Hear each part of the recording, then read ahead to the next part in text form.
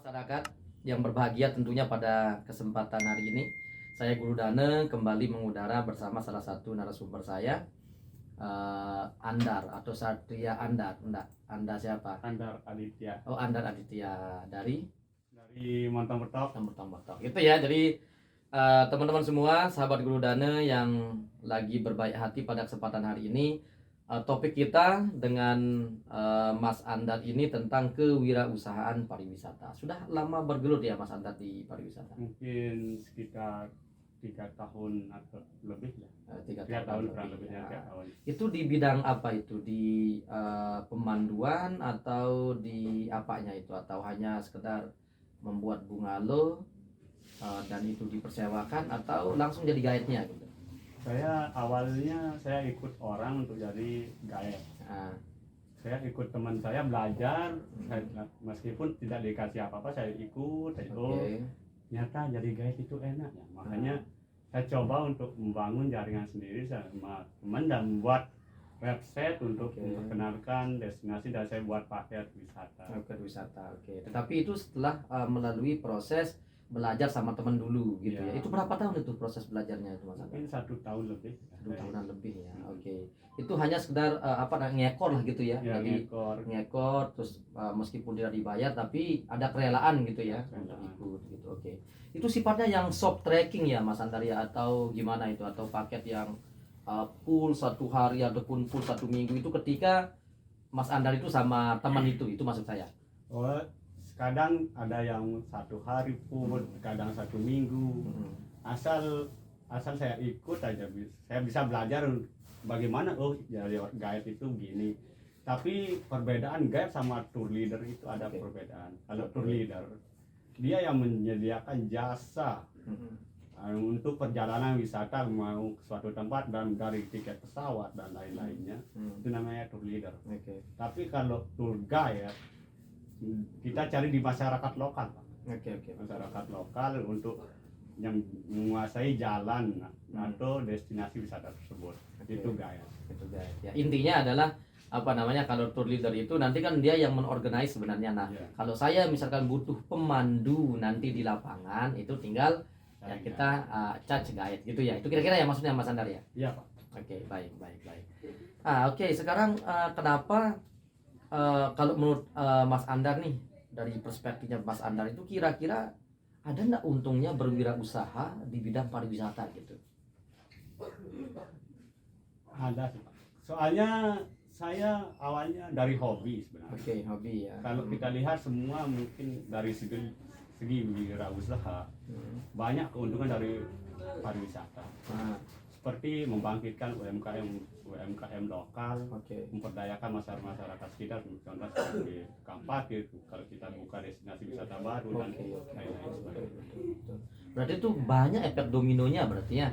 Jadi membangun pariwisata, kemudian kita berkecimpung di dunia kewirausahaan pariwisata ini kan banyak membuka peluang. Salah satunya nanti memperdayakan UMKM yang tadi, ya enggak? Ya. Nah, misalkan Mas Andar ini kalau dalam kasus penyediaan akomodasi itu. Nah, akomodasi itu siapa yang punya itu? Orang lokal atau orang luar yang kebetulan berinvestasi di sana itu kemudian dikelola oleh orang lokal, atau dalam kasus Mas Andar ini Mas Andar yang punya atau siapa gitu? Oh, kalau saya tidak punya bungalow, saya tidak punya tempat destinasi, tapi kita membangun kerjasama sama teman-teman yang sudah bergelut lama di bidang pariwisata. Oke, baik. Seperti di Rawangan, Titik Batu. Kita untuk menyediakan akomodasi, kita bekerja sama teman-teman yang ada di sana. Oke, nah jadi mungkin ini perlu Mas Andar ini kasih tahu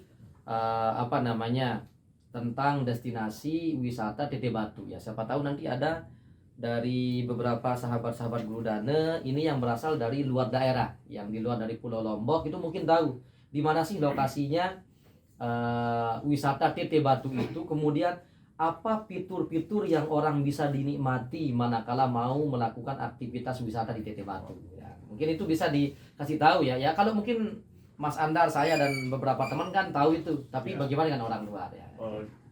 Oke. Titik Batu berada di Kecamatan Sikur, Kecamatan Sikur, Kabupaten Lombok Timur. Kalau kurang lebih dari Bandara Internasional Lombok mungkin sekitar 1 jam Oh, 1 jam, oke. kita sampai ke Teteh Batu.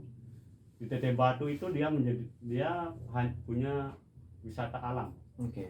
Dari wisata alam dia ada rice field, ada monkey forest, ada air terjun dia punya. Tapi dan juga yang paling menonjol di Teteh Batu dia menyediakan budaya. Karena dia punya budaya yang kental, masih ada seperti siong kupi atau siong kupi dan banyak budaya-budaya lain yang ada di Teteh Batu. Contohnya balai adat juga masih ada di sana. Di Teteh Batu juga punya Al-Quran yang ditulis pakai tinta emas. Oh, walah, oke. Ya, dan ini kan banyak yang belum diungkap berarti ya. Oke. Itu Teteh Batu itu sudah lama ya atau destinasi baru ya, Mas Anda? Teteh Batu adalah wisata paling awal Di Nusa Tenggara Barat. Oh, di Nusa Tenggara Barat. Oke. Dari sejarahnya mungkin sekitar tahun 1927 Teteh Batu Sudah ada. Oke, berarti pra kemerdekaan berarti itu ya. Jadi pra kemerdekaan Teteh Batu itu memang sudah ada gitu ya. Iya, sudah ada. Soalnya Teteh Batu kan dulu Dr. Sujono. Dia yang sudah lama kenal sama orang-orang bule, dia yang membawa wisatawan pertama kali ke Lombok, yaitu Dr. Sujono. Oh, makanya mungkin itu yang diabadikan namanya di RSUD ya. RSUD Dr. Sujono gitu. Kan dulu Betul kata itu ya? orang itu tanahnya Dr. Sujono dia hibahkan untuk pemerintah. Oh, oke. Banyak tanahnya di sekitar Selong Dr. Sujono dia hibahkan untuk pemerintah. Dan sekarang kita bisa nikmati itu ya. Oke, terima kasih ya Dr. Sujono, semoga amal ibadahnya diterima di sisi Tuhan gitu ya. Ya, ngomong-ngomong itu kalau kalau berjualan paket itu Mas Andar ya. Jadi itu siapa biasanya yang beli paket itu? Apakah orang lokal ya atau nasional atau mancanegara gitu? Kadang mancanegara, orang lokal, tapi bukan orang Lombok. Oke. Banyak kan Jakarta. Ya nasional lah gitu ya. Nasional. Oke. Baik. Nah, kalau dari tamu-tamu yang yang datang itu Mas Andar ya, yang menggunakan fasilitas kita ini, anggap aja itu dari mancanegara. Apakah bahasa Inggris itu menjadi keharusan? Tidak. Enggak ya. Why? Kita bisa, misal saya bisa menjadi tour leader. Saya bisa nyewa, ada teman saya yang pandai ngomong bahasa Inggris, saya bisa pakai orang itu. Oke. Ya, maksud saya untuk yang guide-nya maksud saya. Itu harus ya kalau yang harus kalau iya, mancanegara. Tapi nggak terlalu yang penting lo ngerti, gue ngerti, nggak terlalu formal. Oke. Intinya komunikasi lah ya.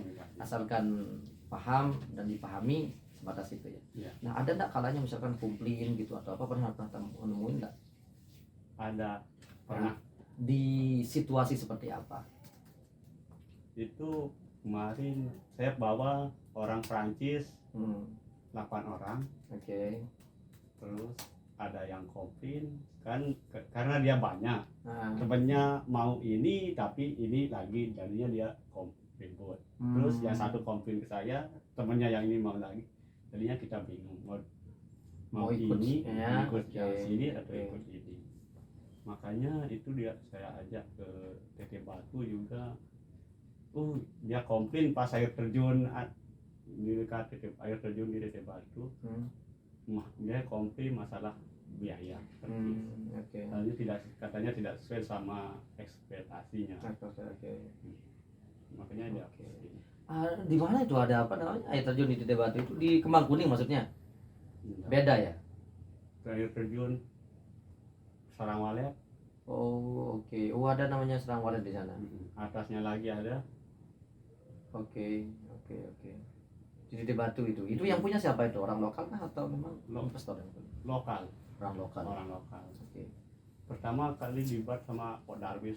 Pak Darwis yang membuat jalan akses ke sana untuk terus mempromosikan yang namanya Mami Jaya. Lalu Jaya. Okay. Mungkin Bapak kenal. Ya, semoga besok kita kenal ya. Oke. Ya, jadi mohon maaf ya Mami Jaya, jadi kita bawa namanya di sini ya.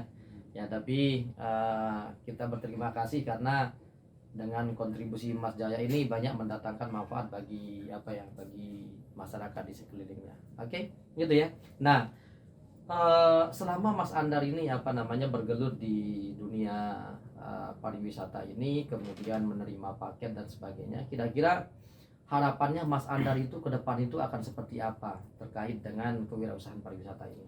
Apa yang diharapkan ke depan? Ya 5 tahun 10 tahun ke depan lah.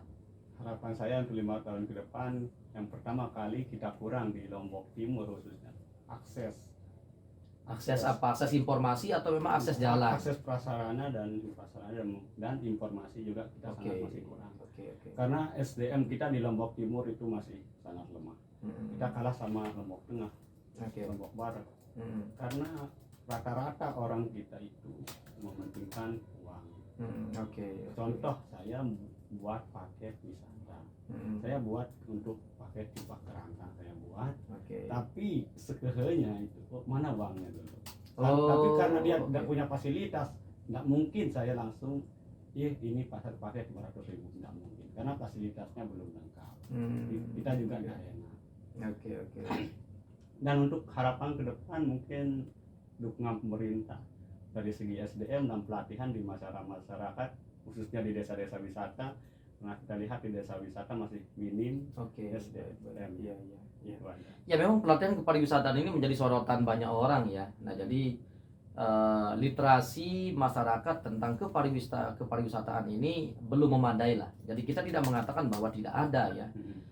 Itu masih kurang. Tapi semoga ke depan. Tapi kami yakin bahwa mungkin ada niat pemerintah untuk itu. Tapi ya kan banyak faktor ya. Ya mungkin dari anggaran dan sebagainya. Tapi semoga pemerintahan kita ke depan itu lebih memperhatikan ini. Ya memang betul Mas Andar, kalau misalkan ke selatan dan di beberapa titik pariwisata yang notabene-nya itu sudah dapat SK ya menjadi desa wisata, itu memang banyak yang tidak berkegiatan. Ya, salah satunya seperti yang tadi itu karena memang SDM-nya yang masih kurang. Ya semoga kita ke depan ya kita berharap seperti itu. Oke. Kemudian kalau apa sih yang menurut Mas Andar itu yang harus segera itu dilakukan kalau berbicara tentang bisnis pariwisata ini? Apakah modalnya dulu yang harus disediakan atau mungkin pelatihan atau literasi kepariwisataan itu harus digencarkan itu kira-kira? Atau berbarengan gitu? Contoh, yang penting kita menguasai ilmunya dulu di bidang pariwisata. Contoh saya tidak punya apa-apa. Saya awalnya ikut teman. Terus saya ikut teman dari sekarang nggak pakai modal. Saya cuma buat paket tour. Terus saya kerjasama sama teman-teman yang ada yang punya bungalow, yang punya hotel. Kita kerjasama.